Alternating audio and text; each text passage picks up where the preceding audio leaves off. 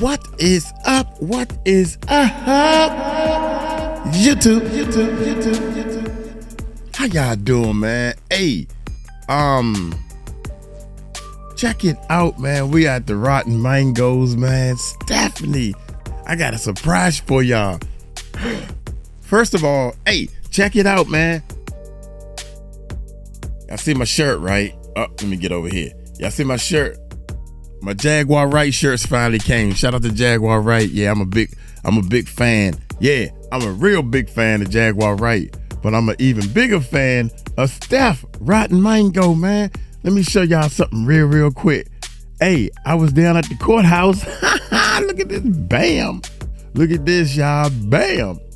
Hey, let me, I was like when I saw her, I know this ain't who I think it is. I know you are not who I think it is. And then somebody came up behind me, you know how everybody wanna be in the mix of things, right? He said, "That's Rotten Mango." And I'm like, oh, he blew it. Cause I was trying to get all this. That's Rotten Mango. No, it ain't. Don't tell me. Wait a minute. Like that. I couldn't believe it, man. All right, check this out, man. Y'all know Uncle Mike is starstruck and crazy. Here we go. This is embarrassing, y'all. Guess who's together in front of the federal courthouse? The Rotten Mango. At like 7 in the morning. Hello, nice to meet you guys. And this is her assistant. Oh. I'm the type of, I was a person in the background all the time. And I was a good background person. But nobody gave me no props. Yeah, please. So I always give the background, the people in the background, I give them the big time props. They do. Give the background. She does a lot of work to make her look good. No, it's all her. No, it's not. She's being humble. I would die without her. Mm-hmm. See, look, and that's how they do it. Yeah. That's how you can tell good people right there, because she is great, and I don't even know what she do. She's so shy, though, I will say. Oh my gosh. She's got over 5 million subscribers. 5 million. Worldwide, 5 million subscribers. I'm paying attention because I want to be like her. Peace out. Man, golly, Rotten. She was up front. You could tell with somebody about their business, because Steph was up front. They was the first people there. How you get up front? Who you paying? Who you paying to get up front? I want to know. While Uncle Mike was down there, man, I saw Tisha Tales, other TikTokers and other YouTubers and people doing different things. Now, when I got down there, it wasn't that many people down there, y'all. I don't know if I can. I was I'm gonna show this clip real quick. Well, this is an hour video, y'all, so I shouldn't even be showing these clips. So I put it at the end. Man, I shouldn't put it at the end either. We're gonna do another video. No, I'm gonna do it real quick right now. Good job. Real quick. Just to show y'all, this is the press area, man. The press area was not even, I could do it almost like pictures, like. Yeah, it was real empty, man. It's like I'm learning that the All right, y'all, I'm trying something a little different this time. As you can see, it's 6 o'clock in the morning, and so far, hey, how you doing? So far, this is what we got, 6 in the morning. I don't want to be rude to people. The longer the trial goes, the less people are here. This place was filled up. This whole area was was not filled up at all. Yeah. So this is what we have. In my personal space. Less than 3. That was about 3. Yeah. Yep. So these are the people waiting to get in line. Record that before you put it on a TikTok and try to come to New York City. Yeah. How y'all doing? All right. Good morning. Well, she spoke to me. Good. Platforms. They know I'm here in New York. What is it, 28? They have my Instagram, my TikTok. I think they let 28 people in. I'm number 28. I make sure I follow my rules. Yeah, so there was some people down there, man. That's enough, man. There was it looked like about 28 people. That's why I said that, because it was like people were standing out there 2 o'clock in the morning to get in. I asked a couple of people, how long you been here? They had tents, y'all. They got these little tents where you put one chair in the tent and you can zip in the tent up and you in your little tent by itself. I'm like, wow. Then you had a little tiny tent where one person can come in. Well, you can get real close with 2 people, I guess. And you can lay it's a tent that lays on the ground for if you're going to sleep overnight, standing in line, so to speak. I was like, man, I should have thought of that, because everybody is trying to stay in a line. And I'm like, man, they done thought of everything in this world. But anyway, check it out, man. This is Kid Cudi. If y'all didn't see anything about Kid Cudi, Kid Cudi describes Diddy like a Marvel supervillain, then called out the Young Thug as a rat. What? Golly, Young Thug as a rat. Man, y'all hit that subscribe button, hit that bell. Let's check this bad boy out. Bada bing, bada boom. Bada bing, bada boom. Kid Cudi's wearing a pair of blue jeans, a black leather jacket, and he likely smells a little bit like cigarettes. And I only say that because prior to sitting on that witness stand at the very front of the courtroom, Kid Cudi is seen getting out of his car in front of the federal courthouse. It's pouring rain outside. A guard is holding an umbrella for him. He looks like he's walking out of a K-drama or some sort of superhero movie. Kid Cudi is smoking a cigarette before walking into that courthouse, which have left a lot of netizens commenting all over the internet. When you smoke a cigarette before walking into court to testify, you know you're about to take somebody down. And now he's sitting in that courtroom. And I will say, it does look like there's 90,000 other places Kid Cudi wants to be. But he does sit up there rather casually. Like, he looks like he might not want to be there, but he doesn't look afraid. He doesn't look intimidated. He looks like he's making a pit stop on a road trip to the federal courthouse before the long weekend. His destination is the Hamptons. Yeah. Prosecutor Johnson is in the middle of asking Kid Cudi a bunch of questions in front of the jurors. Why were you concerned about your safety? Kid Cudi is about to open his mouth and respond, but defense attorney Brian Steele, Young Thug's former attorney, passionately I don't want to say scream, but he states into the mic, "Objection, Your Honor." The judge is glancing over because, I don't know, maybe he's thinking what I'm thinking, which is, I feel like that's a valid question. Grounds, speculation, future dangerousness. The judge does not agree. That's overruled. And the prosecutor continues. Prosecutor Johnson looks back up at Kid Cudi. You just said you were concerned for your safety and Miss Ventura, Cassie's safety. Why were you concerned about your safety? Because Brian Steele stands up again. Your Honor, objection. Can we approach? The objection is overruled. Could you just ask the question again, Miss Johnson? Sure. We were talking about when you broke off your relationship with Miss Ventura. Do you remember that? Yes. And that was around the end of the year 2011, is that right? Yes. And you mentioned that you had safety concerns. Yes. Why did you have safety concerns? Because I knew that Sean Combs was Brian Steele is more aggressive this third time. Objection, Your Honor, can we approach? Now, in the midst of this oddly heated exchange, there is a sidebar where Brian Steele asks the judge, "May I?" "Yes." "Your Honor, I'm gonna move for a mistrial." This is Sean Combs' defense attorney. He says, "Your Honor, I'm going to move for a mistrial. The government knows that the answer is about to be that Mr. Combs has had other people killed. This is an outrageous question." I'm sorry, what? The minute that you read this sidebar, because you don't hear this sidebar in court, you get the transcript at the end of the day. Brian Steele, Sean Combs' defense attorney, is saying that the government knows that Kid Cudi is going to tell the jurors that Sean Combs has other people killed. Yeah, that's some crazy things. The judge argues back because that's just not how it works. What? He didn't say that. Brian Steele argues, but he will say that. He hasn't said that.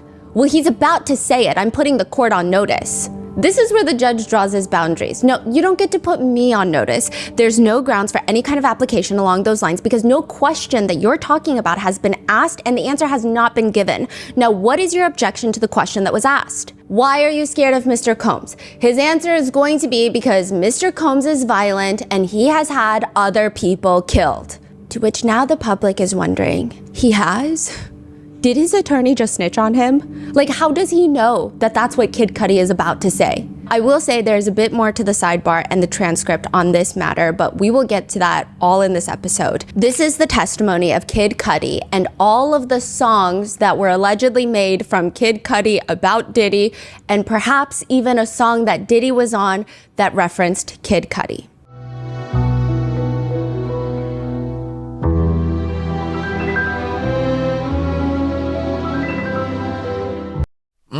My bad, man. We got the, oh, shoot. All right, here we go.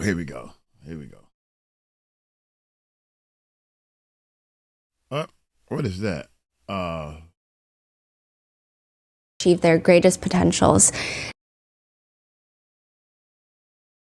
A few disclaimers before we know the draw are led by or another week when they only allow a certain number of opening statements and then it's Kid Cudi Day. They should still not be used as definitive sources for determining how you feel about one party or another. So with that being said, let's get started. It's Kid Cudi Day. The courtroom is back to being packed. So I'm just going to give you guys an idea. I will say the first week when the trial really kicked off with opening statements and then obviously Cassie Ventura testifying, everybody was honestly shoving to get inside the main courtroom. It was kind of crazy. They only allow a certain number of people from the press and public in. And I'm talking full-grown adults. I'm like, I just saw you on TV giving me the morning news before I got here. And now we're like 2 seconds away from a cafeteria food fight, from elbowing each other to get inside. That was the first week.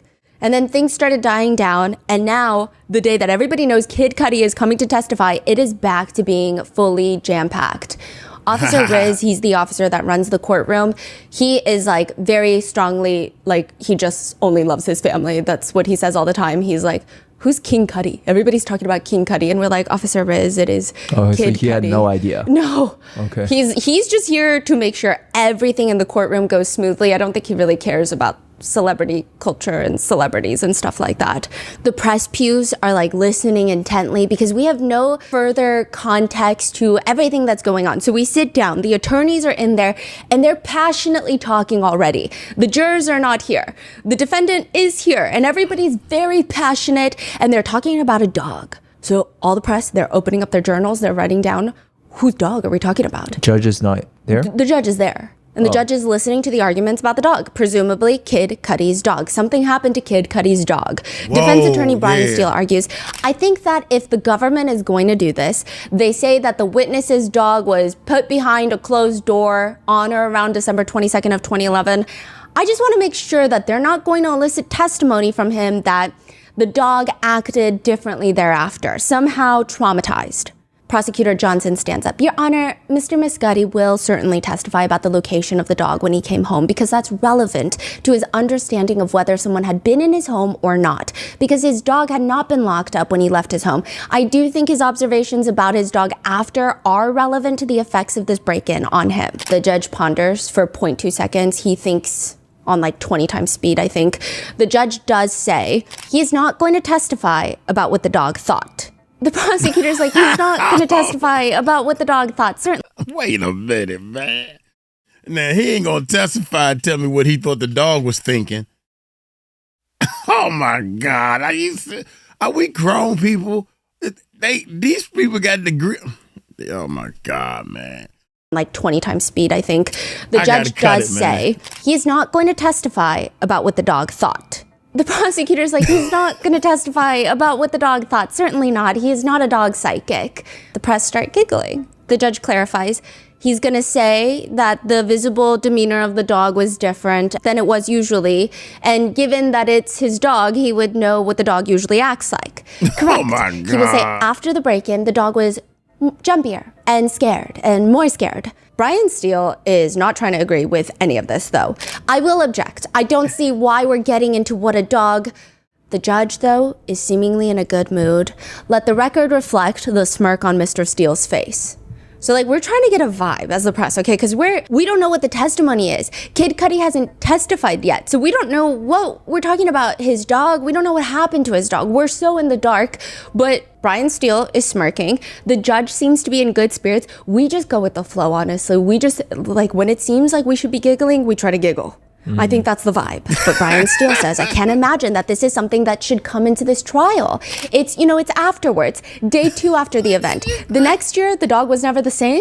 The dog urinated on the floor. Why do we need all of that? Now we traumatize the dog? That's really what the government is doing here. There are some dog lovers potentially on the jury. Facts. The judge says, I agree. Facts. This is a very serious issue. Facts. You got daggone Skippy if somebody broke in the house and if you got evidence that it was Puffy that broke in the house, he done did something to that dog because you broke in the house and you abused that dog some kind of way. Now, everybody is thinking in their head, did he try to do what I think he tried to do to that dog? Bam, bam, the boom, boom. Did you try to boom, boom that dog, Puffy? God dang, young. We don't know. When Puffy tried to take advantage of all people, that's what he tried to do, men and women. He tried to boom boom the people. So I wondered if he tried to boom boom that dog. That's all I want to know. I'm just saying the dog is. If normal people break in, they avoid the dog unless they're gonna take the dog. Normal people break in, they avoid the dog to go get the valuable stuff. I'm just saying. And he cracks a little smile. And then the press are like, that's our cue to laugh. It was kind of cute. It was kind of funny, I guess, because we don't know the context of anything that's going on. These are just very serious, high-paid, high-powered attorneys talking about a dog and dog psychics. The judge asks, Ms. Johnson, I think there is a fair point. What are we talking about here? Is he going to say that when he got home and he opened the door, he noticed that the dog was acting differently? Or is he going to even now, my dog acts differently? At a certain point, it becomes kind of a far afield. I agree, Your Honor. Unfortunately, the dog is no longer with us. And there are literal from the gallery. Because it's just, none of us were expecting that. It feels out of context. The way that this whole dog argument was being delivered, it felt like a very light morning, and then it got very depressing. The judge says, as long as the dog's behavior is in relation to the actual event, he will allow those questions. And after that, I will say the energy persists to be a little bit more tense. I don't know if it's just there's more people in the courtroom and it feels like something more serious is going on, even though every single day of the trial has been equally serious. But there's just all these weird tension-breaking moments. I will say there have been 2 court reporters that have pretty much consistently been in the room while they were covering the trial. So it's 2 of them and they'll take turns and they'll swap out and then they'll go do the transcript and then they'll come back. And it's like a whole operation. They're incredible at their jobs. But I do think recently, I don't know if the audio in the room was messing up because every single time one of the attorneys would talk, specifically Brian Steele, the court reporter would not be able to hear what he is saying. And maybe it's because Brian Steele was not using the microphone correctly, but it's a lot of this tension of what did you just say? And then the attorney has to repeat themselves. And it's like a very serious matter that they're repeating themselves slowly. And it's just So you're saying... Yes. So you're saying the court reporter would jump in? Can you say that one more time? Yes. And then I think it's because his voice is not one that we're used to hearing. That even we get a little jumpy. We're wait, who is talking right now? Who's saying that? I see. So it's just adding a little bit. It's like an extra zing of tension nonstop throughout the day of okay, we got to pause and they got to repeat themselves. And it's just, it feels like a different day. Beyond that, the best way to describe Sean Combs' energy recently is that he's been trying to interact with the jury more. And I don't want to say this word, but I'm going to say it. I feel like he's pandering. I don't know. That's the best word that we can come up with. And I don't know if he's intentionally pandering. I think the perception is that because for so long, he would glance at the jurors. He would nod at the jurors when they walk in. He would sometimes glance at them and shake his head disapprovingly when a witness says something that he is trying to show them is not true or show them he disagrees with it. Or if somebody says something slightly positive about him, that he will agree and he'll kind of nod his head and maybe glance over at the jurors. There is this one interesting moment, and I'm telling you, everybody was getting sick in that courtroom. Everybody's sneezing, it's freezing. One juror in the front row starts rubbing their arms because they're cold. Everybody's rubbing their arms. And what it feels like to us is that it feels like Sean Combs catches that, and the rest of the day, he keeps looking over at the jury and like very dramatically shaking. Like those cartoons where you're shivering and then you like rub your arms. He's like rubbing his arms, basically mouthing, so cold, so cold. He's like rubbing his hands together like he's starting a fire and then like blowing into his hands. So you're saying he's looking at the jurors and then also trying to signaling to them, hey, I'm cold, so cold, right? Yeah, like, Isn't it so I cold relate in to here? you. Like, I'm struggling just like you guys. I'm experiencing the same struggle, is what it felt like to us. Right. It's like a building rapport type of like body language. Yeah, and like he's like into his hands, which I agree it's cold, but I don't know if it's that cold. I mean, there's one part, and like, look, I'm also honking in the courtroom. There are times where I'm like trying to wait for the least important parts where there really aren't any, where I can like quickly blow my nose into a tissue because it's more disturbance to leave the room. I always try to find the best time to blow my nose when the judge is like not on the bench or when there's the least amount of people. But one thing I noticed, and this timing was interesting, this one time where, and I'm not saying he did this on purpose, I think it's a hard time controlling it, but it was interesting. Okay, so the jurors, right before they walk in, it's pretty slow. They're like, the attorneys are talking. There's like a little dead moment where not much is happening. They're not like aggressively talking about objections. They're just waiting for the jurors to walk in. Sean Combs seems to just be sitting there. And then the jurors walk in, they're seated, everybody is trying to get settled. Sean Combs reaches over, grabs a tissue, and just like noisily honks his nose. And I'm like, I don't know, if it were me, I feel like I would have done that 2 minutes ago before they walked in. It wasn't like a sneeze, it was like, you kind of know when you're gonna blow your nose. So it was just very interesting. It felt like in conjunction, in addition to all the shivering and the rubbing his arms dramatically, it just felt like maybe he's just building rapport with jurors. And do I blame him for that? Probably not, because I'm sure a lot of defendants try to do that. But nevertheless, with Kid Cudi testifying, netizens are starting to dig deep into the Kid Cudi lore right now. They are psychoanalyzing all of Kid Cudi's songs, trying to see if any of them were written about Diddy. One Kid Cudi song is called Burn Baby Burn, and the lyrics read, "Burn baby burn, truthfully and noted, I'm back, so please no more speculation about that. I'm back, they think I'm living life paranoid. Mother that man. They got me twisted. They don't know that boy. I'm just getting busy killing it. I just want to watch it burn, baby, burn." That song was released in 2023. So these are like netizen speculations before Kid Cudi is testifying. So I think the minute that people found out he's testifying on what day, the day before, the internet is like, let's try to dig up anything we can find. Because so far, all we know is Cassie's civil lawsuit stated that Sean Combs allegedly tried to blow up Kid Cudi's Porsche threw a Molotov cocktail in there. And then Cassie testified, and she briefly also kind of mentioned it, but it didn't go in depth. And now people are like, okay, now that we know a general timeline, let's go through his music catalog. Another one is Dennis hooked me up with some of that whiskey. It was released the same year his car was set on fire, a few months after, actually, like 2 months later. The lyrics read, "They really want me dead. Hate, not my fault, I'm intriguing. Here I go with my second wind. You already know I'm going in. I've been waiting to on you." Now, side note, old screenshots allegedly show that he tweeted around this time when he released this song, "Do you guys want to know whose girl found me intriguing?" Wow. And then he deleted it, and allegedly he said that he was hacked. Even Kid Cudi's 2013, so this is a year after his car blows up, his 2013 album called Indicud, the album cover is just an explosion that's framed. It's like the red flames of an explosion with the parental advisory in the corner. And netizens are now wondering, is that about Diddy allegedly trying to blow up his car because of Cassie? And everybody's confused. Are these songs about his car being set on fire? Which, side note, nobody even knew up until like a few years ago. I mean, how did they keep this under wraps for so long? That's what some netizens are wondering. Facts, and I think yeah. a lot of the reason that netizens have taken it upon themselves to search into Kid Cudi's lyrics is he's pretty well known for his artistry. People will say that you can clearly see what type of era in life he is in by his music. His creative process feels a lot more raw versus manufactured, like this sequence of lyrics will go TikTok viral, which nothing's wrong with that. But generally speaking, his lyrics are known to have a much deeper meaning. In March of 2012, so just 2 months after his car was allegedly set on fire, Kid Cudi tweets, "I hope they understand that I really understand. that they don't understand.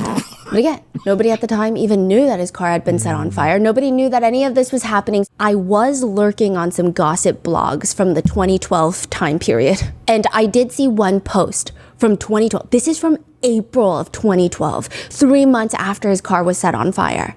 This is a random gossip blog that reads, Kid Cudi about to die. Sources close to the rapper are alleging that he definitely slept with bad boy artist and Diddy love interest Cassie and is now living in fear for his life.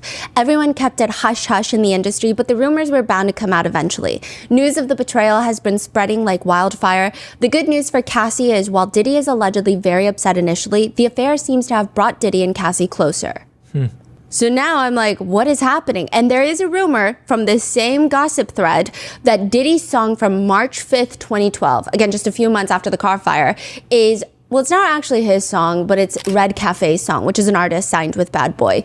And he, French Montana, and 2 Chainz were featured on it.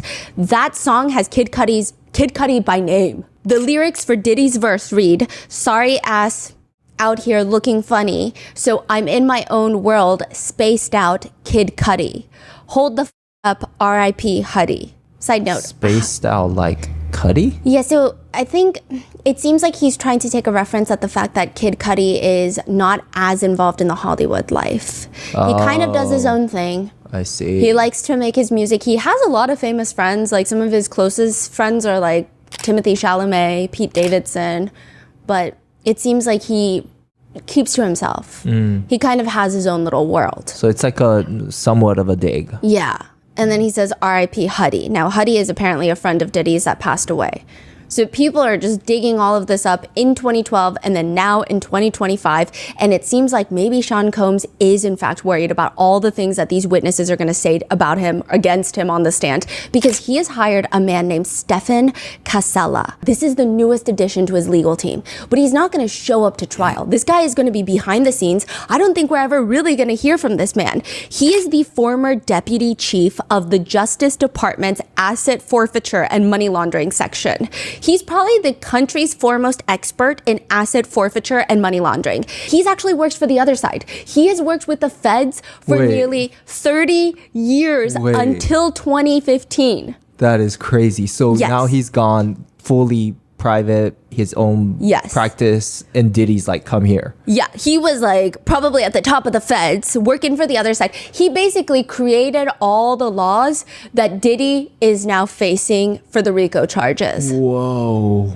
He recently started going private in 2015. He opened up his own private firm. Basically, this is the guy that wrote the legislature that is now putting Diddy at risk for his $400 million empire. Because it's not just life in prison that Diddy is facing. RICO charges means that the government can seize Diddy's assets. He's 400 million? I thought he was a billionaire. He was a billionaire, and then a lot of that just started plummeting. Like his business assets. Yeah, because a lot of it was his like tequila and alcohol brand interests that he had. Right. And now he's being hired by Diddy. Stefan Casella is being hired by Diddy to make sure that he does not lose whatever money he has. Now, to give you an idea of how influential this man is, he has a monthly reader, like a money laundering and forfeiture digest publication. 80 of the 90 U.S. attorney offices read the publication every single month. This is the thing with RICO charge. If he's convicted of that RICO charge, his assets, if the government can prove that it was used to commit a crime, they can seize it. Wow. So it's not just life in prison. He's like, he could lose all of his money. So essentially, if he's convicted, and let's say an assault takes place at a recording studio, that means not only could the studio be forfeited as an asset to the government, but the recording company that paid for said studio could also be up for forfeiture. Basically, the prosecutors, if they get a guilty verdict, they're going to go after $400 million, and they're incentivized to. That includes his residences, like his $61 million LA mansion that he's been putting on the market for the past, I don't know, a year, multiple mansions in Miami worth tens of millions of dollars. There's at least one painting that we know of, which is a $21.1 million painting by Kerry James Marshall. Jeez. He has a private jet, an entire car dealership worth of luxury cars. That's all going to be up for grabs. The government's going to want that. If he's convicted, as long as the government can establish a clear connection between each asset and the alleged criminal enterprise, it's the government's money. Wow. That's why he's hired 𝗗𝗢𝗡𝗞𝗦. So now I'm curious, what is 𝗗𝗢𝗡𝗞𝗦 going to do? His main thing is he has a very sophisticated asset tracing analysis. That's what he's known for. So he's going to go in there and, I mean, it's probably a lot smarter than the way that I'm explaining it and much more complicated, I'm sure. But simply put, he's probably going to meticulously document all the, quote, clean assets that have no relation to any alleged criminal activity, which means the government cannot seize those assets. There are even speculations because people were wondering, why did Sean Combs not take his plea deal? So people thought maybe he didn't take it because he was so confident, like he's a narcissist. He thought he was going to beat the charges, or maybe the government doesn't have evidence and he knows it. Like there were lots of speculations. But now with the hiring of Stephen 𝗗𝗢𝗡𝗞𝗦, people are wondering maybe he didn't take it because if you take the plea deal, it likely would have resulted in asset forfeitures. The Money Laundering and Forfeiture Digest, written by 𝗗𝗗𝗡𝗞𝗦, shows that 89% of RICO pleas include asset surrender. So if you plead guilty, it includes asset surrender. See, you have to be smart and make moves. That's why he didn't take the plea deal. I kept telling people there are reasons why, you know, if you found guilty anyway, they're going to take it anyway. So what difference does it make? Wow. Which makes sense. And if Sean Combs is convicted, it'll probably be a very intense fight to keep his assets from being seized by the feds. And it seems like he's going to fight hard. Wow. Okay.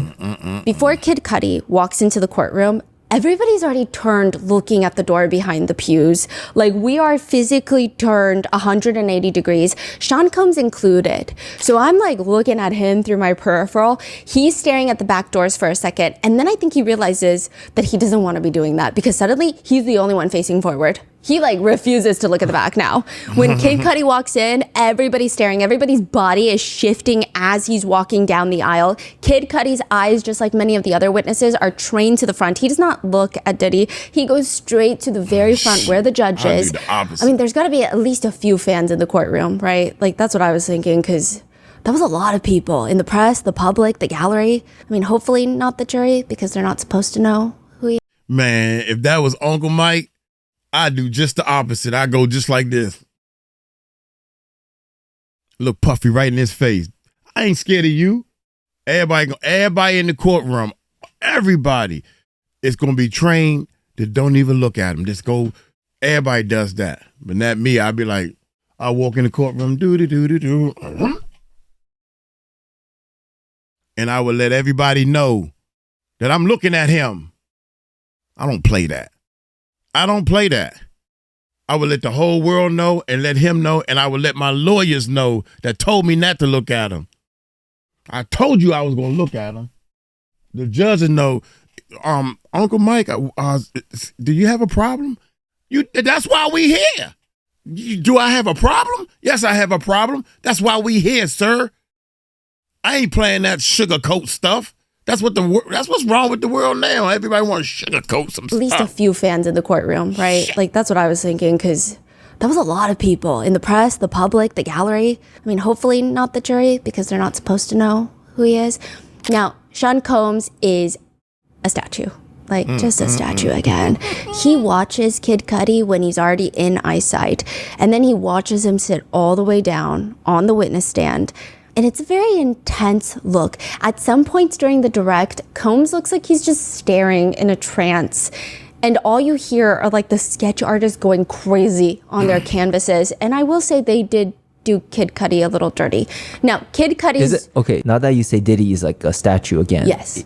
It sounds almost like when whoever's sitting there is a little more high stake for him or for the media, he's like a statue because... Yes. He has to really watch everything because likely maybe he will want to show some reactions. So he put more emphasis on his own body languages. When someone is more high stakes, he's definitely more statuesque, especially if it's a personal relationship. So I feel like there are other high stakes witnesses here and there, but it seems like the people... But what about like all the assistants that you mentioned? Like that has came before Cudi. Statue, but nowhere near a statue. Right. I would say Cassie, Don Richard, Kid Cudi, like these are strong interpersonal relationships where I do think personal assistants, I feel like Sean Combs looks at them a certain way. It's like a different category for him. Yeah. These are people that have very complicated interpersonal weavings throughout his life. And it feels like he's a lot more statuesque. Now, but what's interesting is he's very statuesque during the direct,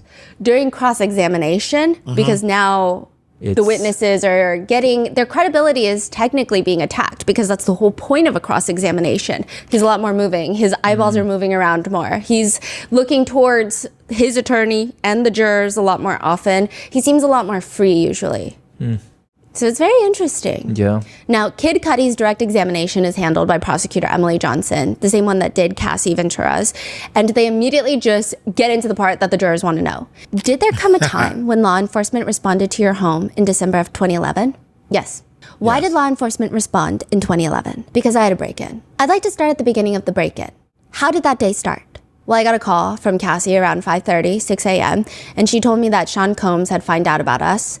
I was really confused, but she asked me to pick her up. She sounded really stressed on the phone, nervous, scared, so I went to pick her up. And yeah, Kid Cudi is explaining that even that phone call at 6 a.m., which already based on the time is probably disorienting, he tells prosecutor Johnson, yeah, he was definitely confused by the entirety of the phone call because he didn't even think that Cassie and Combs were still dating. Oh. So she's like, he found out about us and he probably was thinking something along the lines of like, why does it matter? I thought you guys weren't together. He says, I didn't think that she was still dealing with him. Because prior to all of this, when Kid Cudi and Cassie start dating, he says that he asked her about Sean Combs, quote, like if they're still hanging out. Now, Johnson is clarifying though, because after the phone call, he goes to pick her up. So she's like, why? If you just found out that they're still dating and she told you they weren't dating, like why'd you go pick her up? She wanted me to come pick her up. And she was also worried that he would come to my house because he asked for my address and she gave it to him. He goes to pick her up and he describes Cassie as being really, quote, very stressed, nervous, just scared, didn't know what Sean Combs would do. Just a reference going back to Cassie's testimony. I do think it's interesting how each witness talks about the same incident from a different perspective. I do wonder with the trial expected to be a full 8 weeks, how the jurors are gonna like piece it together because just even going through and cross-referencing the transcripts is a lot of work. And so far, we're only a small portion through the entirety of the trial. Now, we cross-reference with Cassie's testimony about that night, and she was likely stressed and scared because she was at Sean's house. She describes him as irate. He had just found out at a freak-off about the fact that she was dating Scott Mescudi. Through her text message in the middle of a freak out. Yes. Right. And she said he was just so angry. She says he threatens to release freak off videos of her to hurt her relationship with Scott. And as she's leaving his house, she says, quote, Sean, kicked me in my back on the way out. So I just had a big bruise on my back. I fell to the floor and then I left. She goes back to her hotel to get her burner phone to call Scott. But the hotel room that she was staying in was trashed completely. She said it was just torn up. There was somebody peed all over the floor in the bathroom. My clothes were everywhere. The furniture was turned upside down. Somebody pooped in the toilet and didn't flush it. It was just gross. Ew. Presumably, she called Scott from this hotel sounding terrified. He picks her up and the two of them go to another hotel, the Sunset Marquis. Kid Cudi says he picked that hotel because he used to go there and he just thought it was a safe place where she would be off the radar. At this point, Sean Combs isn't even looking at Kid Cudi. He's just taking notes in the courtroom. Like it's so disorienting because sometimes I look over at him and he has the demeanor of someone in the press pew. Which I don't know what demeanor I'm expecting from him. And this is not like me critiquing his demeanor or like trying to police someone's demeanor or psychoanalyze it. It just always throws me off sometimes because he'll have his glasses on and he just looks like a member of the press. Just like, let me write down my notes. Because I don't get that feeling from the attorneys next to him. Maybe it's when he writes, he like tilts his head sometimes and it has like a more like relaxed demeanor, whereas attorneys are like scribbling, kind of like head down. I mean, he has those moments too, but it's just interesting.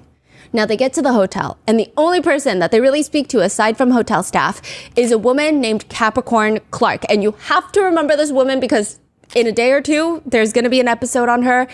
And it was probably the most interesting testimony. A lot happens in that testimony, but she's the one that accuses Sean Combs of kidnapping her by gunpoint. So we'll get into that in the next episode, but this is where things kind of get tricky. Kid Cudi describes Capricorn Clark as being Cassie's close friend. So there must be a very strong friendship element there, or at least perceived to be, right? But Kid Cudi even says she hung out with me and Cassie a lot. However, Capricorn Clark is also Sean Combs' former assistant and now the director for his clothing brand, Sean John, the global director. Meaning she is ultimately on Diddy's payroll. So now at the hotel, they're on the phone with Capricorn Clark, and Kid Cudi says he hears Capricorn's voice over the phone. And she sounds very scared, sounds like she's on the verge of tears.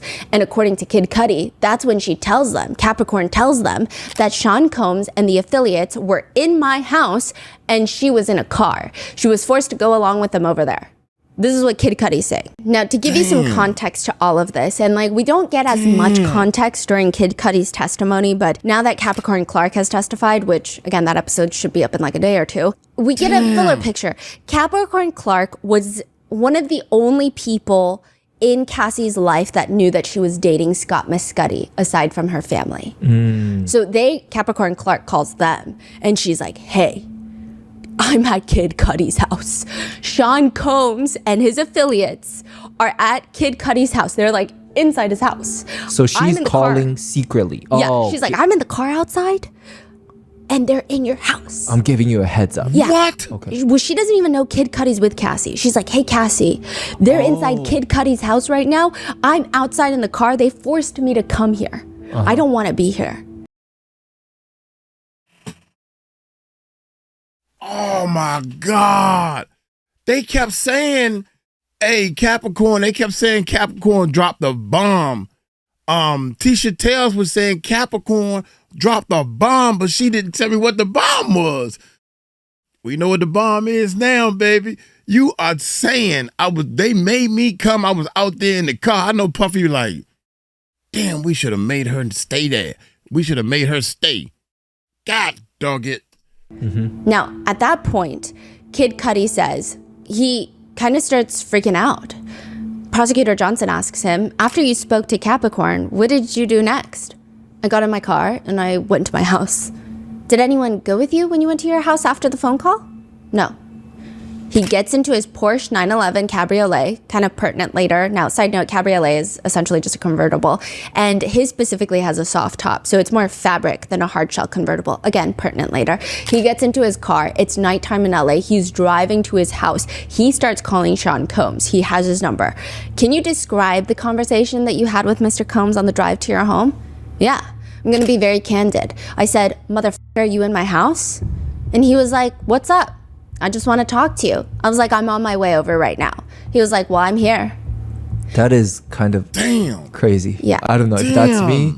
I would probably call the cops or something because someone's breaking into my house already with some crazy intent. I don't know if I would just go straight home and face them like that. I also don't know if I would start the phone call with motherfucker, are you in my house when they're in my house. But he's driving. He's on the phone. When Mr. Combs said, I'm over here waiting for you, what was your understanding? Time to strap up, baby. I got to handle my business. I'm sorry, baby. I'm sorry. Excuse me. Here we go, y'all. Yeah, everybody talk that trash. Good God Almighty. My house when they're in my house. Yeah, that's kind of... But he's driving. He's on the phone. When Mr. Combs said, I'm over here waiting for you, what was your understanding of where Mr. Combs was located? At my house. What was Mr. Combs' tone of voice during the phone call? Calm. When Kid Cudi gets home, he says the outside looks the same as it typically does. It looks normal, so he doesn't do a thorough check. It's not until later he realizes that all of the security cameras that were on the outside of his house, for example, the camera that would be angled towards the front door, because that makes the most sense. You want to see who's coming at the door, coming and going, but someone had moved it to the opposite side. Basically, probably pointing it at the wall, the building or something where it doesn't really capture anything of importance or relevance. Kid Cudi walks into the house and there is nobody there. Nobody's in the house. It's empty. So were they lying? Is Capricorn Clark lying? Is Sean Combs lying? Was nobody inside the house? Nah. He says that he notices two things. First of all, it's December of 2011, so right around Christmas time. And Kid Cudi had gone to Chanel, bought a bunch of Christmas gifts for his whole entire family, and they're all open. There's no talk about if any of the gifts were stolen, so I don't think so. And this is perhaps an associate of Combs, perhaps a random person unrelated, perhaps Combs himself. It seems like this is their way of telling Kid Cudi, I was in your house. But of course you can't do anything about it because it's not like they broke the furniture. It's not like they stole the goods. It's like move some shit around. Yeah, and like we lived in LA for 10 years. Imagine calling LAPD and saying, so they came in and they unwrapped the Chanel bows. They'd be like, hey, we don't care. Yeah. Like they really wouldn't care. You call the police about a break-in, they've opened your Christmas presents, no property damage, nobody was injured. They didn't even steal said Christmas presents. The LAPD would act like they didn't see a thing. Now, the second thing that he noticed was he normally lets his dog roam the entire house. His dog is now, which side note, okay, maybe the LAPD did try harder because he's Kid Cudi. I don't know. I'm just saying as a normal person with LAPD, they're no, like I can totally see you can totally see that. Yeah, okay. 100%. Okay. Yeah. Well, oh yeah. Right, They will totally say they're going to testify, so we'll see. But it doesn't seem like the investigation really led anywhere, and I can totally see them not caring at all. So now he also notices that. And the second thing that Kid Cudi notices is that he normally lets his dog roam the entire house. His dog is now locked away in the bathroom. So this is like what the attorneys are all arguing about. They didn't want this in the testimony. The door is shut. And everything is not normal because that's not what happens. Like, this is weird. Now, the sad part is, even afterwards, Kid Cudi's dog was basically never the same. Kid Cudi does describe his dog as being very jittery and kind of on edge all the time afterwards, which I'm sure the defense attorneys really did not like that he said that. After you got to your home, what did you do after that? I got in the car, and that's when I called Sean Combs. Why did you call Mr. Combs again? Because I was looking for him. Why were you looking for him? Because I wanted to confront him. I wanted to fight him, you know? Did he answer? Yes. Can you describe that conversation for the jury? I can't remember my exact words, but I was kind of like asking him where he was, and he was like, I'm on my way. So at that point, I hung up, and I thought to myself, I was like, okay, you're angry.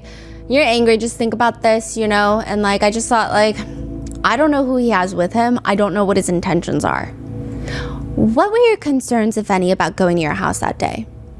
I didn't really know what I was walking into, but I was so angry at first. Then once I thought about it, not really knowing if they had any weapons or if there was any type of situation like that, that's when I called the police. Mr. Muscati, what did you do after that phone call with Sean Combs? I thought about the reality of the situation, not knowing what I was walking myself into, so I decided to call the police. Kid Cudi says the police arrive at his house, they make a report, and he goes back to Cassie, who just seems really stressed out. Now, since it's right around Christmas time, and I don't know if this was planned, I don't think that this was the original plan, Cassie had plans to go be with her family in Connecticut. Kid Cudi ends up flying out with her. So perhaps it's like this event startled them, so he got tickets, or he already was gonna go, I don't know. He flies out with her, stays with her and the family. Can you generally describe Miss Ventura's demeanor when you were in Connecticut for the holidays with her family? I think being around her family really did a lot for her at the time. She really needed it. But while they're still there, Sean Combs is still reaching out to Kid Cudi, texting him. I mean, it wasn't every day. It kind of stopped at some point when I responded to him and I told him I didn't want to talk. His text messages were always along the lines of him wanting to speak, just get to the bottom of it. When you say get to the bottom of it, what are you talking about? Just figure out what's going on, I guess. He was in the dark about things and wanted to talk. But at that point, you know, post break-in, I didn't want to talk to him. Did you respond to Mr. Combs' text? Yeah, I told him, you know, specifically, told him, you broke into my house, you messed with my dog, like, I don't want to talk to you. This is December of 2011. They get back in January of 2012, so like weeks later. Cassie and Kid Cudi aren't even hanging out much anymore. So according to Cassie's testimony, she mentioned that she wanted to end things with Kid Cudi because it was just escalating to be too much and she felt like this was the safest way for all the parties involved. Now, January 9th, 2012, Kid Cudi gets a call from his dog sitter at 6:30 in the morning that someone just tried to blow up his car. Now, to give you some context, Kid Cudi's not home. He's at a friend's house about 45 minutes away. The dog sitter's at his house. She calls him from his residence, and according to Kid Cudi, she told me my car was on fire in the driveway. After you received this phone call from your dog sitter, what did you do? I immediately went to my house. Pictures of his car are admitted to evidence, and it looks like someone sliced open the top of his soft top convertible, threw in a Molotov cocktail. Visually, there's charring on the driver's seat, there's smoke damage on the door, there's charring on the roof. Some say visually the car doesn't look that messed up, but it was bad enough that the car was totaled. It was not salvageable. Mr. Mascotti, what's a Molotov cocktail to your understanding? It's, would you say, an explosive or something like that? I guess it's a bottle with some type of inflammatory liquid inside and a cloth that you light on fire and it ignites. Kid Cudi says that he actually saw the Molotov cocktail when he got home and it was just kind of burnt up. What was your reaction to your car being set on fire? He leans into the mic. What the fuck? Objection! Overruled. Kid Cudi goes on to testify that the last time that he saw Cassie Ventura was a few days after his car was lit on fire at the Soho House in LA, which Cassie also confirmed in her testimony, and it's going to be the three of them meeting, Sean Combs, Kid Cudi, and Cassie. Kid Cudi says, I reached out to Sean Combs after my car caught on fire and, finally told him that we needed to meet up to talk, He had been wanting to talk to me, so after the fire, I was like, this is getting out of hand, I need to talk to him. Why was it Mr. Combs you reached out to after the fire? Because I knew he had something to do with it? Objection! Objection is sustained. The jury should disregard the witness's last answer. Can you describe what happened when you arrived at the Soho House? Yeah, I walked in and I met with D-Rock, Combs' security guard. He was escorting me into one of the meeting rooms in Soho House. And then I got into the meeting room and it was like one wall was all window and Sean Combs was standing there staring out the window with his hands behind his back like a Marvel supervillain. And the whole courtroom, they're just giggling. The jurors are giggling because it's so out of nowhere. We were so serious. Everything is so tense. And then we are kind of, you can picture him standing there looking like a Marvel supervillain. And the only person not smiling, not giggling is Sean Combs. He does not find this very funny at all. Really? Not even a little bit humorous. Huh. Yeah, it was just me and him in the room. No security, nobody. What happened when it was just you and Mr. Combs in the room at the Soho House? We discussed, pretty much the whole story about how me and Cassie first started to date, to what it was, to how it ended. And his whole point was, we were homies, that was my girl. I let him know that, she told me that they were broken up and I took her word for it. Yeah. What was Mr. Combs' demeanor during the meeting? Very calm. He kept offering me water. He offered me water twice, which I thought this part was so interesting because I don't think offering water to someone twice itself is intriguing or memorable in any way because this happened in 2012. It is now 2025. But clearly it must have stood out to Kid Cudi enough that not only does he remember it decade later, but he mentions it in the testimony. And twice. Yes. And again, twice is not, it must have, something about the two times must have been weird. Yeah. Yeah, the whole thing is, I know what you did. I heard from the grapevine, which was a reliable source, my ex-girlfriend, Cassie, that I used to date. Her best friend called girl, and they done all heard all this stuff about Puffy. They in the music business, man. They know he crazy. They know this. So now it's my turn. I'm like, oh, shucks, the crazy man is here. So you want some water? So I'm on high alert. Kid Cudi's on high alert. No, I don't want no water. I'm trying to get down to business. I don't want no water. So, he playing the role, the evil superhero role, right? So next thing you know, he over there like, you want some water? No, I don't want no water. Oh, yeah, well, come on in, sit down, man. You want some water? Like, you asked me that already. So that's why he know, because, I know you playing a skit. You going by your skit, Puffy. And I ain't here for no daggone skit. I'm here to handle my business, chump. Yeah, that's what's happening. That's why he noticed. That he can't maybe necessarily even articulate because I don't think when you just have a feeling and you're like, that was weird, but I don't. Did he take it though? I don't think so. Right. So he must remember that. Like, you gave me the water. I'm not drinking that. I am not drinking that. Or like maybe he just kept saying, you look thirsty, drink some water. And you're like, I'm not thirsty, but like that's weird that you would even keep asking me if I want water when we're already talking and I'm not staying for a long time. I don't know. Or it's weird. You think like even the way that he's trying to blow up his car, it's a crazy threat, right? Yes. He's coming after him. So, allegedly blew up his car. Well, yeah, he claims, yes. but he still showed up with Diddy. Yes. Did he say that if he's nervous, he's scared? Because that's a really brave move, like going directly to Diddy. He didn't say any of that. He just said they needed to figure it out because it's escalating too much. It's getting out of hand. I also wonder if it's like, you know, in the industry, you can't really, I don't know. It's like going into your enemy's home base. Yeah. What was your reaction to his demeanor? It was very off-putting. It was weird that he was so calm. Eventually, Cassie walks in and Kid Cudi says he was kind of upset to find out that she was going back to Sean. Can you describe how the meeting with Mr. Combs ended at Soho House? Yeah, we stood up, shook hands, and as I was shaking his hand, I said, what are you gonna do about my car? I made sure to ask him right when our hands were clasped together where he couldn't run away and I could look him square in his eyes. And he looked right back at me with a very cold stare and said, I don't know what you're talking about. I said, okay. Took my hand from his and he said, wait, I thought we were cool. Is there a problem? I was like, you said you didn't burn my car, right? You said, that's your word. He said, yeah. I was like, that's it. A few years later, Kid Cudi mentions he runs back into Sean Combs at the Soho House.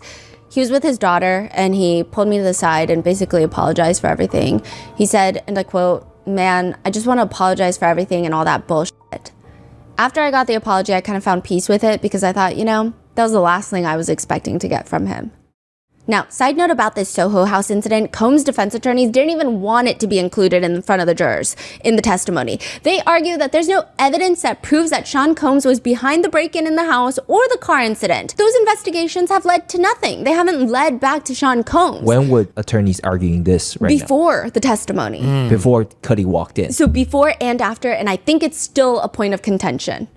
Oh. Yeah, they're like still trying to file a motion to get it struck from the record. Now, Sean Combs they're saying there's nothing to prove that he was behind any of this. So that essentially, they don't want Kid Cudi to say out loud to the jurors on the stand that he met up with Sean Combs at Soho House a few days later after his car was lit on fire because he thought Sean Combs did it. The prosecutors are arguing, well, that's what Kid Cudi thought. He's not saying, oh, I know he did it, or I was told he did it, or he did 100%. He's saying, I went to this meeting with Sean Combs because I thought he did it. That was my thought, my brain. This whole debate between the attorneys is very intense. I mean, the judge is trying to clarify, like, how would you explain why he was going to the meeting in the first place? Like, he's asking the defense attorneys, how do you connect the dots without explaining what the reason was to have the meeting? Like, he's saying that's the connecting piece. The jurors are going to be like, okay, that's so random. Like, why are you suddenly going to a meeting with Sean Combs then? A few days after your car explosion? The defense attorney is like, how would you explain why he was doing the meeting in the first place? How do you connect the dots without, I mean, yeah, even though he had nothing to do with it. I mean, just leave it at that. Brian Steele is like, just leave it at that. The car blew up, and then he goes to a meeting with Sean Combs. And the judge is confused. The judge says, is he just like a person who could figure it out, like sleuth it out?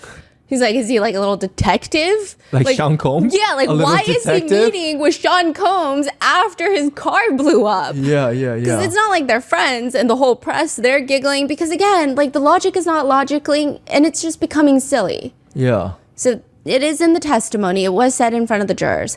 But after Kid Cudi's testimony, which we're going to get into the cross, there has been a lot of social media discourse. And a few that I find very interesting and very notable are the comments made by Young Thug, famously one of Brian Steele's clients. He goes onto Twitter same day, very quickly tweets and then deletes, damn, Cudi a rat, LOL. He very instantly deletes that tweet because likely that started a whole conversation, a pretty heated debate about Young Thug's own case, which, side note, there is no evidence at all that he cooperated with prosecutors, but he did take a plea deal. So some people are saying all people who take a plea deal are snitches. Others are arguing that the only reason that Young Thug got away with his case, quote, got away, is because it wasn't handled by the feds, but rather the state. So they were like, please shut up while you're lucky. That's what the netizens are saying. I'm not saying any of that. I have said nothing. Others are debating what qualifies as a rat. Some argue, well, no, because Kid Cudi only called the police later, and then he never told the police Sean Combs did it. So he's not a rat. Right, okay. But then some people are saying, well, the fact that he's testifying right now is a rat. And then others are arguing, yeah, well, this is exactly what we mean by Sean Combs was protected by the industry for decades, because the minute that someone speaks out from the industry, you're like, you're a rat. Yeah, that's crazy. Another musician that has spoken out against Kid Cudi is Kanye West, which, I mean, I have not really been following all of the atrocious things that have been going on in Kanye's life and the things that he's been saying, but there are lots of connections here. Mainly Kanye West's rather unhinged, outspoken support of Sean Combs. If you guys do want us to do a deep dive on it, we can try to do one.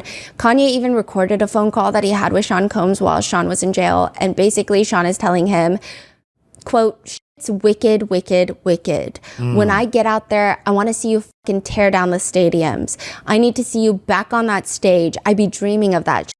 We're going to have years and decades to fight these motherfuckers. I'm going to see you soon, man. I got like 59 more days before trial." This is 2 months before trial. Wow. So I'll definitely be touching in to tap into your energy or something. Give me some fucking life. This shit is fucking sad. Puff Daddy in jail. Fucking sad as a motherfucker. The devil is a liar. You know what I'm saying? It's wicked, wicked, wicked. So you be careful. We're going to have years and decades to fight these motherfuckers. It's sad. Puff Daddy in jail. This shit is fucking sad as a motherfucker. The devil is a liar. That is crazy. Yeah. And Kanye posted that phone call? Yeah. And it does not seem like Sean Combs knew that he was being recorded. Yeah. Now, Kanye has since tweeted and deleted, quote, "I wish Cudi hadn't testified against Puff. We need not to be locked in white systems. Praying for Puff and his family, praying for Puff Daddy and the family." Wow. So Kanye really supports Diddy. Yeah. Side note, Kanye and Kid Cudi, they were actually closely allied. Now, I feel like people who are a lot more musically inclined than I am can probably provide a lot more insight, but from what we could tell, Kanye and Kid Cudi have had a very interesting relationship. Kid Cudi was briefly signed under Kanye's music label, which is not so obviously labeled the good music label. And Kanye even went on to call Kid Cudi, quote, "the most influential artist of the past 10 years. But then randomly, Cudi announces that he's leaving Good Music. Ultimately, it does seem somewhat cordial. Cudi explains, "Kanye and I were talking to each other on the phone, and you know, these are things that I've been wanting to talk to him about, me starting my own direction." And he got it because, you know, he's trying to start his new path and try new things as an artist. And he was just like, "Man, I feel you as an artist. It's cool, whatever. This is just from a business standpoint. There's no beef. There's no problems with anybody on the label. It's all love." But the two end up having a very contentious falling out because Kim Kardashian, Kanye West divorce. Kim Kardashian starts dating Pete Davidson. Kid Cudi remains close friends with Pete Davidson because he was already friends with him. He does not cut Pete Davidson out of his life. And Kanye is upset. To which Kid Cudi even addresses Kanye publicly, saying, "I'm not one of your kids. I'm not Kim. It doesn't matter if I'm friends with Pete or not friends with Pete. None of this it had anything to do with me.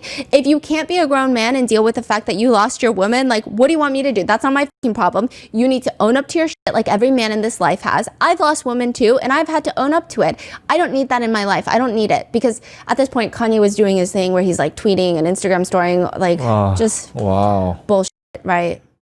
Now, another focus is a lot of netizens have been using Kid Cudi's cross-examination to start a new round of discourse about whether or not Cassie is a victim. I think that discourse is likely kicked off by Brian Steele's cross-examination. I do think that when it comes to cross-examinations, originally, I mean, I do think that regardless of like if one thinks certain elements and like twisting of the words, because I do think that cross-examinations are all twisting the witness's words and it's unfair and every witness walks away like, what the hell was that? Probably, right? But I think in the act itself, I think Nicole Westmoreland really sells her cross well. Mark Agnifilo, he will do the longest crosses in the history of what feels like forever. And at every time that he says, "One more thing," and we'll get to that later, you just hear at least like 3 people in the courtroom sigh. I feel like one of them's the judge, one of them's the juror, one of them is in the press, and then probably everybody else, because it's like, I don't know why he's a filibusterer. And then Brian Steele, his crosses have been like not, like they've been okay. He has a showman's stature, like the way he stands, the things he does. But when it comes to, especially this cross-examination, he's just like to the point. He's just trying to get somewhere. Like he's trying to get to the destination. So he goes up there and he's got this manila folder filled with Post-it notes. And he's got this very clean-cut, authoritative seriousness about him. And he starts off, I want to ask you some questions about your Porsche, okay? Yes. So if you remember, it's January of 2022. Does that sound right? Kid Cudi is like 2012, which is an honest mistake, right? But it's very interesting because I'm like, did he do this on purpose? Brian Steele looks directly up at Kid Cudi, almost in a way where I feel like I would have been thrown off. And he goes, what'd I say? You said 2022. I apologize, 2012. Like, I don't know if saying the wrong year was intentional, likely not, but like his confrontation right from the get-go, I think would have thrown me off. Like what I say, it was like very intense. I remember being like, what'd I say? And it was kind of in like a Southern accent, but it didn't come off hostile. It came off like very authoritative. It was just like, what'd I say? Answer the question. Oh, okay, my bad. So it was just a little weird. I don't think Kid Cudi was thrown off, but if it were me, I think I would have been. It just feels intense. Now, the main focus of the cross-examination is that there's no witness putting Sean Combs or any of his associates near Kid Cudi's house or car the day that his car was lit on fire. And, quote, you and Ms. Ventura had been talking every day for about a year. Is that true? For the most part.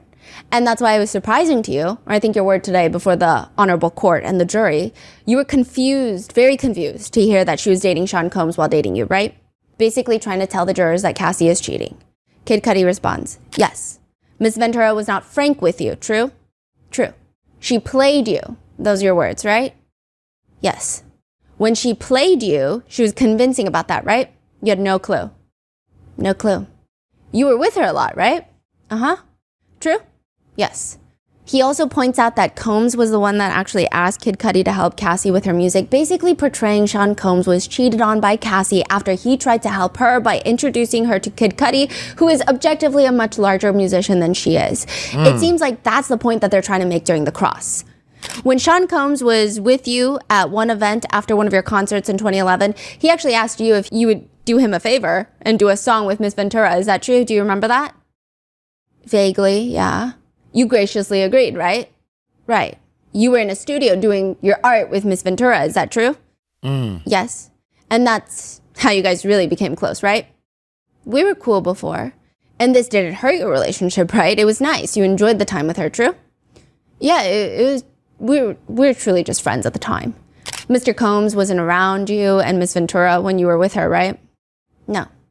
You two were locked in. You two were focused on each other. You had a great relationship is my point. Is that true? Yes. And you did things like you exercised together, right? What? Exercised together? Kid Cudi looks genuinely confused. Like, it was so random. I have a sneaking suspicion that the defense is trying to draw insinuations for the jurors that exercising as a couple, you think of more inappropriate things because it was so random. But later with Capricorn Clark, it kind of makes a little bit more sense. Just keep it in mind. But it was so weird. Like, what do you mean? Yeah, you went hiking together. No, I don't remember going hiking. Now, a few more questions are asked. And we're going to get to this later. A sidebar is called, and there's so many sidebars during this entire testimony. And each time Sean Combs is fully bent to the left, like 90-degree angle, like at his hip. He looks like he's about to snap in half because there are live notes on the sidebars as well. Because the sidebars are included in the transcript unless they're sealed, which means that they have these monitors. They have these giant monitors on all of the court tables for the defense, the government, like the people that work in the court. And you can see every spoken word in real time. It's like a live feed of all the words. A lot of the attorneys, they will just stare at the screen during a witness testimony because they're mainly like reading the words that are being said. Now, he's just reading the live feed in front of Brian's seat, which is on the left of him. Brian's in the little sidebar. I mean, he hasn't been this intense since Cassie's testimony. He's like breaking his back to read the live feed of the sidebars. When the attorneys get back from the sidebar, Kid Cudi is the first to talk. Oh, which side note, before they come back, there is this one moment where Combs does this thing where he looks in the general direction of the jurors, okay? He lifts his shoulders up, brings them back down like a big sigh, like, and he starts shaking his head.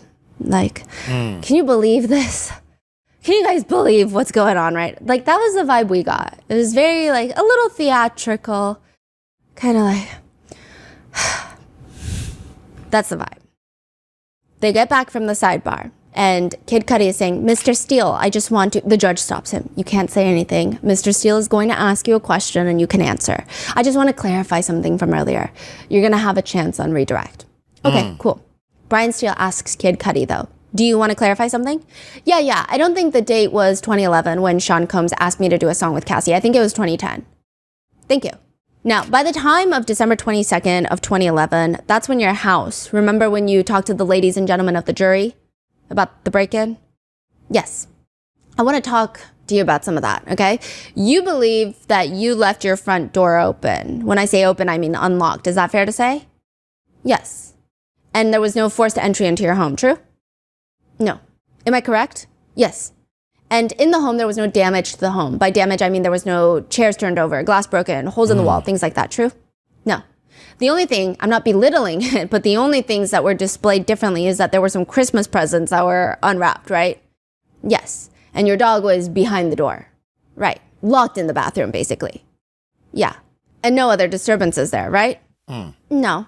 No. Brian Steele brings up that after the break-in, Kid Cudi calls Combs and he's calm. And Mr. Combs, he's calm, right, when you call him? Yes. He didn't curse at you, did he? No. He didn't threaten you, right? No. No. He just said, we need to talk, basically, right? Yeah. Yes. Later, after you got home, you called Mr. Combs again because he's not at your house, right? Right. And he answers the phone, true? Yes. Again, he's calm. Yes. And he tells you, I'm coming to your house, something to that effect, right? Yeah. There's no mention of a firearm, right?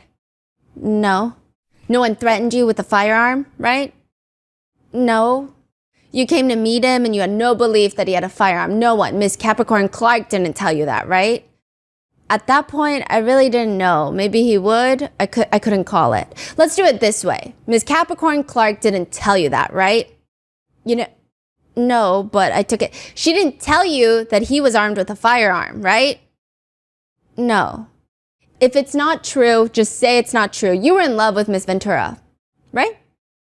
Wait, so he's asked like 20 questions about how this wasn't a scary situation, correct? Yeah, he's basically like, not to belittle it, but like, why are you scared? Also, how do you know it's Mr. Combs? He was calm. Like, are we all dumb? I want him to go home, walk home one day, opens his door, and all his gift is open. And his dog is locked. And that's it. But I feel like sometimes that's creepier. That's creepy. Exactly. Yeah. That's absolutely worse because now you don't know what else happened. If someone just steals some stuff, remember the question we were talking about back in the days? What would someone do in your house? Oh, yes. If someone can just do one thing in your house that will keep you up at night, what would that be? Someone will be like, I would just move a couch to the other side. That will like, keep you up at night. Because you didn't steal anything, you didn't break anything. What was the motive? Yes. What does this couch mean? What does unopening the Christmas presents mean? Yes. Like it's so much worse. Yeah. What do you mean? And then you confront this person, they're not mad. They are calm. Yeah. That's like 10 times more scary. But what is so hard to understand about that? Brian Steele is like, no, this is nothing, okay? And you were in love with Miss Ventura, right? Yeah. And she never told you, as close as you were with her, that there was ever any type of sexual abuse. Is that true? No. You spent time with her freely, right? Right. And Miss Ventura was free with you. She was carefree, as far as you could tell. True? Yeah. Then Brian Steele brings up the Soho House meeting where Combs is standing there like a Marvel supervillain. And Brian Steele says, now Mr. Combs made it clear to you that he was also confused. True? True. Just like you, he's similarly situated. He did not, to your knowledge, know that you were dating Miss Ventura, right? Yeah, true. And he wants to understand how did this happen, and you want to understand how did this happen, basically, right? Yes. And Miss Ventura was living 2 different lives, is that true? Yes. He definitely didn't threaten you, true? No. In fact, he was gracious. I think your word was really calm. Yeah. And you were professional as well, true? Yes. And it was an understanding, a meeting, that this was about a girl, a relationship, and both of you guys were played. That's pretty much how it ended. True? True. And the person who played you is the same person who played Sean. It's Miss Ventura. True? True. Which is a crazy question to ask, but it was answered.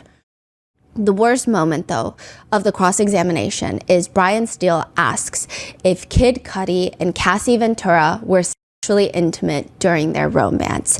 Kid Cudi looks taken aback on the stand. He looks confused. He doesn't respond. But before he can even get a chance to respond, there is a very swift, very intense objection, because Brian Steele is not allowed to ask that question. There is a very passionate sidebar. Brian Steele tries to defend his questions. I believe that it was discussed on direct, and I'm exploring their relationship. What is there to explore? What's the relevance of the question? That they were intimate. Prosecutor Johnson is not having it. I'm watching them in the sidebar. I've never seen her this animated in my entire life. She looks so passionate. She's going in that sidebar, and I know she's fighting, okay? I mean, she's normally has a very calm, outwardly demeanor. She is like fired up.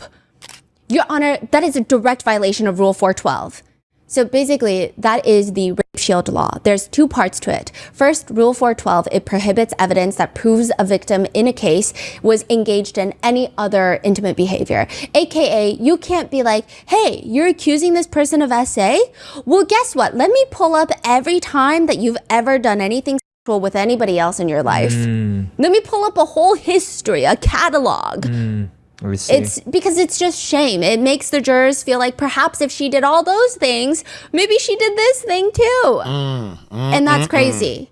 Second, it bars evidence to prove a victim's predisposition to certain intimate relationships, meaning their general attitude towards intimacy, their desires, their inclinations. AKA, you can't be like, well, you're always going to bars and doing one-night stands with strangers, so maybe you did that with my client. Like, you can't do those things. It's basically to make sure that the victims are not on trial, that they're not dragged through the mud and shamed to hell and back. Because, I mean, I think even with this rule, SA trials, I mean, even this trial, even with the rule in place, a lot of trials become about victims' morality more than the actual SA charge itself. That is so interesting that there is such a law. The only reason that we know so much about the freak-offs and even text messages and all of the intimate relations that Cassie and Sean Combs have had is when it comes to the defendant, it's usually admissible because you know, we have to... Yeah.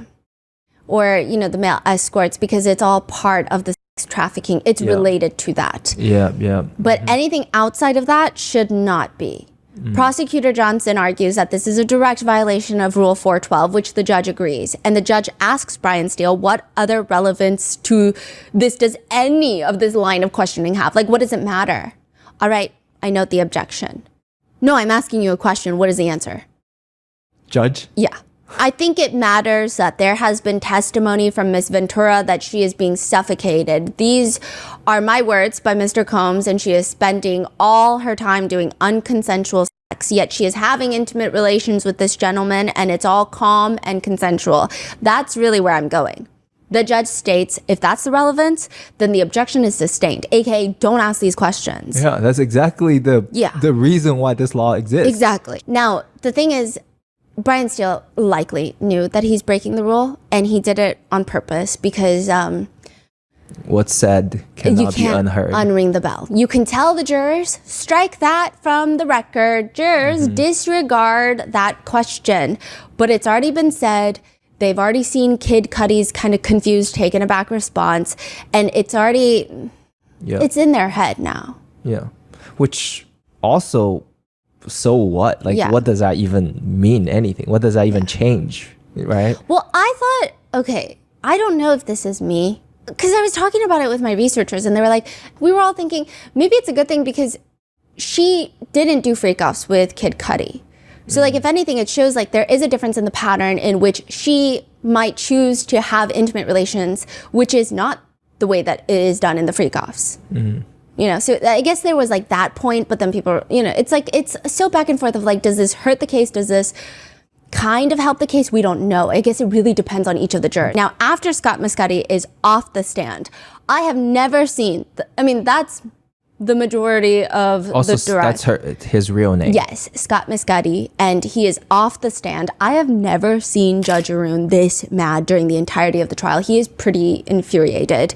The jurors are no longer in the courtroom, and Maureen Comey brings up the 412 issue. Prosecutor Comey says, all of us at the government table were frankly shocked at counsel asking the question that he asked about sexual activity with another person. I do not think Your Honor's ruling from the bench could have been clear about the bounds of Rule 412. Apparently, we need to make them even clearer. The rule itself is crystal clear that any evidence of any victim's sexual activity outside of the charged conduct must be noticed, and the victim must have a right to be heard, and the victim must have a right to be heard in a sealed proceeding. It is frankly outrageous that this question was asked in open court without notice to us, notice to the court, or notice to the victim. And so I would ask that the boundaries be made crystal clear from this point on, that that question should not even be asked without raising the issue in the first instance. Well, I agree with you on that, the judge says. 1, the line was crystal clear. And 2, that line was crossed. Mr. Steele, I mean, you knew what you were doing when you did it, and you still did it anyway, and that is unacceptable. Oh. If there's any application for further relief, I'll hear it from the government. In this instance, we should not have to run into this issue, and that first question was out of bounds. So is it going to happen again? Brian Steele stands up. No. The Prosecutor Comey states, our only request is that the question and answer be struck from the record. Otherwise, at this time, we are not asking for further relief, but we do want to make it very clear that any questions like that are totally out of bounds. So there's no consequences for damage is done and that's it, right? Well, there's nothing. They say, just tell him, don't do that. Are you going to do that? No, you're not. Okay. Yeah. I mean, I wonder if the government could, because he was saying further applications from the government, he's open to hearing it, but I don't think this is a situation where, I don't know what the government could do. Yeah, I don't know if they want to do that. That is crazy. So the judge literally say, you knew what you were doing. And the way he was saying it was firm. Like everyone in the courtroom was like, we were scared. That is a strategy that they're doing, which is dirty. You're literally crossing lines. It's been kind of dirty in the sense of there was a makeup artist that testified, and like a lot of these testimonies, a lot of them kind of go over the same things that we've already gone over. Wait a minute. Did she say what I think she said? I might have missed. They're not talking about this is important right here. Everyone in the courtroom was. Watch this. Wait a minute. Like we were scared. That is a strategy that they're doing, which is dirty. You're literally right here, crossing lines. It's been kind of dirty in the sense of there was a makeup artist that testified, and like a lot of these testimonies, a lot of them kind of go over the same things that we've already gone over. There was a makeup artist who testified. So, oh man, that's important, man. I think a lot of people missing that, because that makeup artist said in an interview that she was going to testify. Then all of a sudden she stopped doing interviews. She's the makeup artist, y'all, that was covering up the bruises on Cassie's face and other people that Diddy was abusing. That's very important. Her job was to cover up. That's part of the RICO. Y'all not getting that part. That is part of the RICO. Her job was to cover up the bruises that the business was making. Does that make sense? Oh my God, man.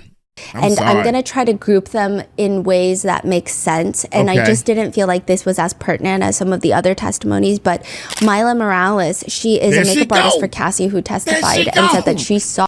There she go. That's her. I'm trying to tell y'all, man, this is key. Everybody looking for the stars to come in. This is key right here. I'm trying to tell y'all, man. Uncle Mike know what he talking about, baby. Check this out. Here we go. Makeup artist that testified. And like a lot of these testimonies, a A lot of them kind of go over the same things that we've already gone over. And I'm going to try to group them in ways that make sense. And I just didn't feel like this was as pertinent as some of the other testimonies. But 𝗲𝗡 Morales, she is a makeup artist for Cassie who testified and said that she saw bruising on Cassie while she was doing her makeup. What's crazy is the defense tried to admit pictures of Cassie, like half naked photos for album covers, because 𝗲𝗡 Morales did her makeup in it. So they're like, yeah, we want to show this to the jurors to be like, oh yeah, this is the makeup that 𝗲𝗡 Morales did. But she's like topless because it's an album cover and it's Hollywood. And the prosecutors are like, are you insane? Why do you need, like, you can just crop her face out and say she did the makeup. And the defense were just like, well, this is like literally just part of the work. So that was another whole, was it another situation with was judge involved? Yeah, so the judge was involved and they're like taking away pictures. Like some pictures were admitted that were not super sexual and like topless and stuff. But did they put all the picture up for the jurors? No, they were debating it without the jurors present. They tried to put it on there. They tried to put it on and the government object to a bunch of them because they're like, she's literally topless in one of them. Wow. So what? And you're trying to say, oh, I'm just showing this to the jury to show them that this is the makeup look that the witness did on Cassie.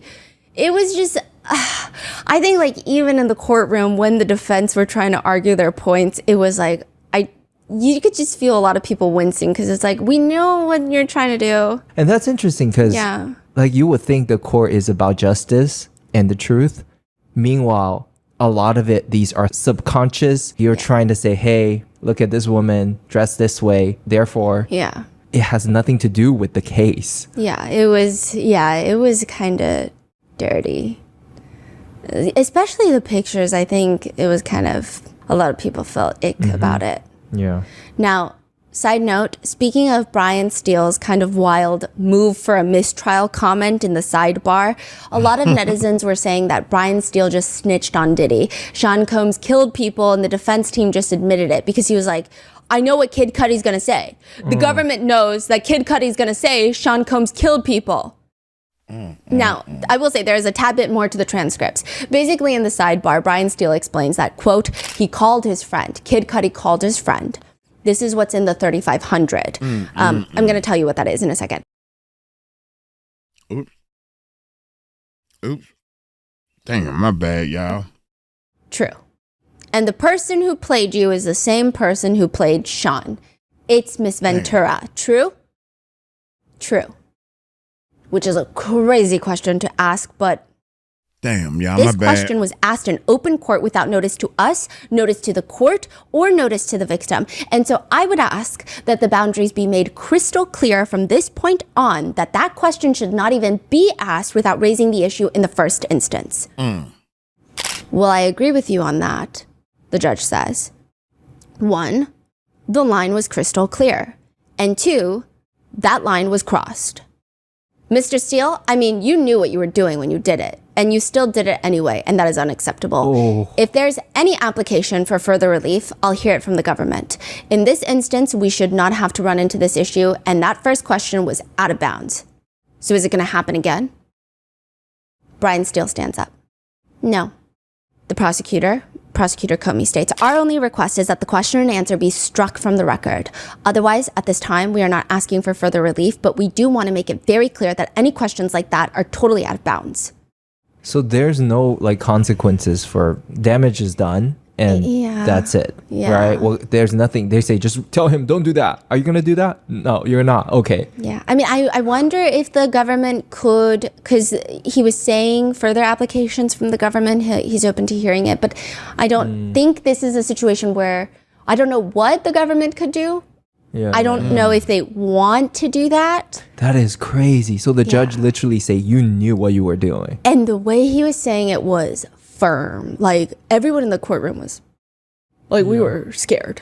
That is a strategy that they're doing, which is dirty. You're literally crossing lines. It's been kind of dirty in the sense of there was a makeup artist that testified, and like a lot of these testimonies, A lot of them kind of go over the same things that we've already gone over, and I'm going to try to group them in ways that make sense. And I just didn't feel like this was as pertinent as some of the other testimonies. But 𝗟𝗡 Morales, she is a makeup artist for Cassie who testified and said that she saw bruising on Cassie while she was doing her makeup. What's crazy is the defense tried to admit pictures of Cassie, like half naked photos for album covers, because 𝗟𝗡 Morales did her makeup in it. So they're like, yeah, we want to show this to the jurors to be like, oh yeah, this is the makeup that 𝗟𝗡 Morales did. But she's like topless. Defense were just like, well, this is like literally just part of the work. So that was another situation with was judge involved? Yeah, so the judge was involved, and they're like taking away pictures. Like some pictures were admitted that were not super sexual and like topless and stuff. But did they put all the picture up for the jurors? No, they were debating it without the jurors they present. tried to put it on there. They tried to put it on, and the government object to a bunch of them because they're like, she's literally topless in one of them. Wow. And you're trying to say, oh, I'm just showing this to the jury to show them that this is the makeup look that the witness did on Cassie. Unnecessarily. It was just, I think like even in the courtroom when the defense were trying to argue their points, it was like, you could just feel a lot of people wincing because it's like, we know what you're trying to do. And that's interesting because like you would think the court is about justice and the truth.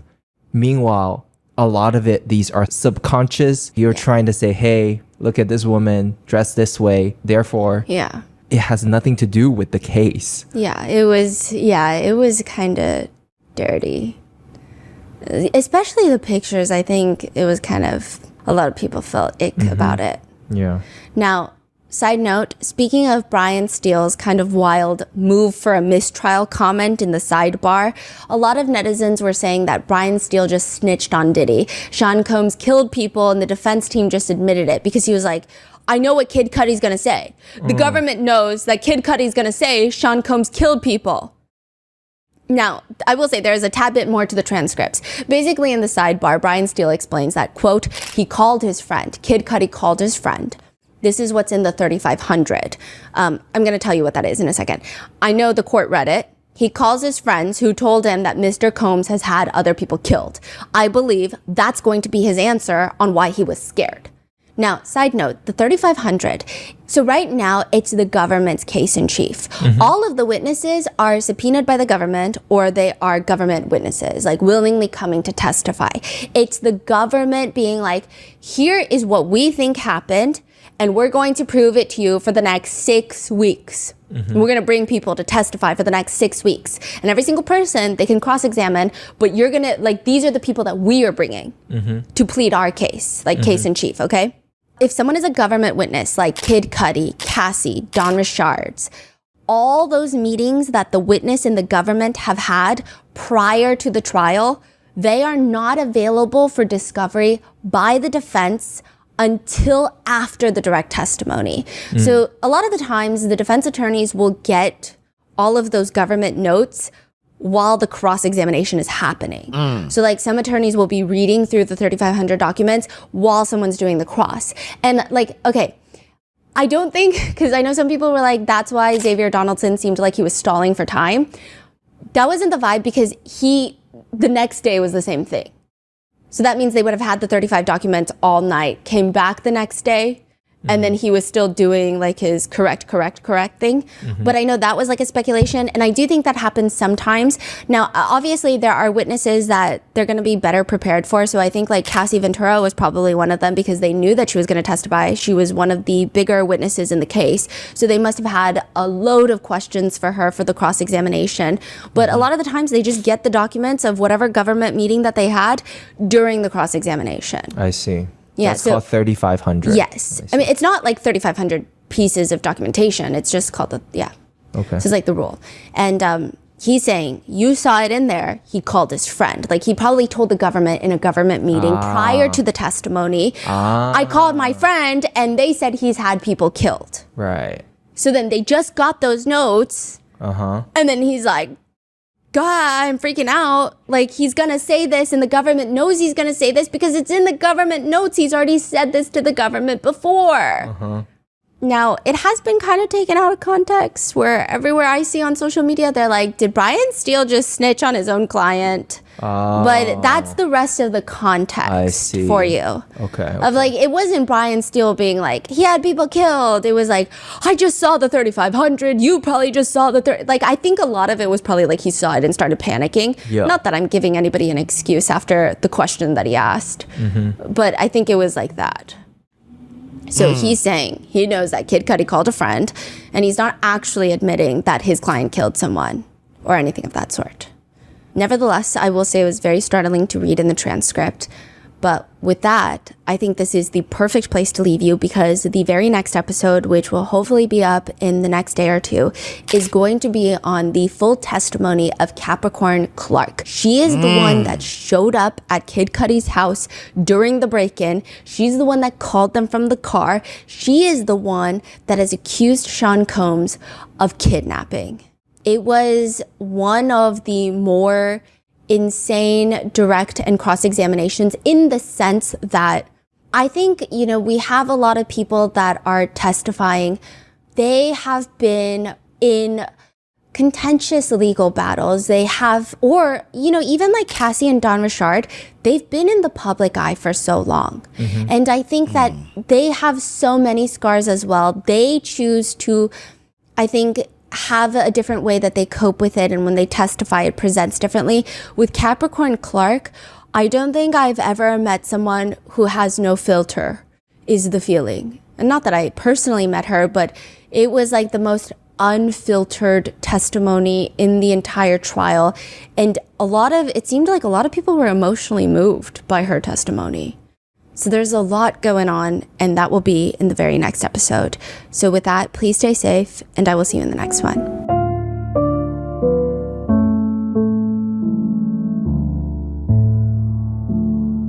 Wow, man, this is I'm trying to tell y'all the testimony of the makeup artist. You have to remember Rico. This is not a case about Puffy versus Cassie or Puffy versus Kid Cudi. This is not a case about all the bad things that Puffy did. This is a case about all the bad things that his company, that Puffy built this company that did bad things. Rico, we gotta remember Rico. You gotta think Rico. Look here, man. Y'all tell me what y'all think. I'm gonna get on up out of here. Y'all take it light, take it slow. Y'all tell him Uncle Mike told you so. Peace out.